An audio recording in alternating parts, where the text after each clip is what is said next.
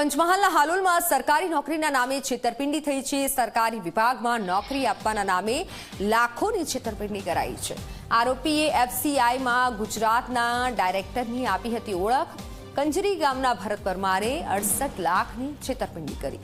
7 યુવકો પાસેથી નોકરી અપાવવાના બહાને 68 લાખ પડાવ્યા। પોલીસે આરોપીની ધરપકડ કરી। નૌકા ટાઈપિંગ અને ઝેરોક્સ નામની દુકાનમાં તપાસ કરી।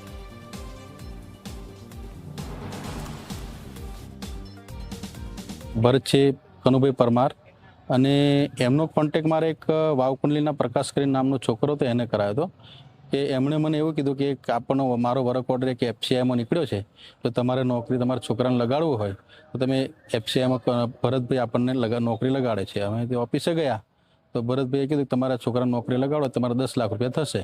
એમાં તમારે પહેલાં અડધા પૈસા ભરવાના અને અડધા પૈસા ઓર્ડર આપ્યા પછી ભરવાના। એટલે અમે 7 લાખ જેવા ભરી દીધા પૈસા અને એ 7 લાખને ભરતા અમને લગભગ 7 થી 8 મહિના 9 મહિના થઈ ગયા પણ અમને ઓર્ડર ના આપ્યો। અમને કહે છે કે તમારો ઓર્ડર નીકળશે પણ હજુ સુધી ઓર્ડર નીકળ્યો ના। એટલે પછી અમે પોલીસ સ્ટેશનમાં ફર્યા।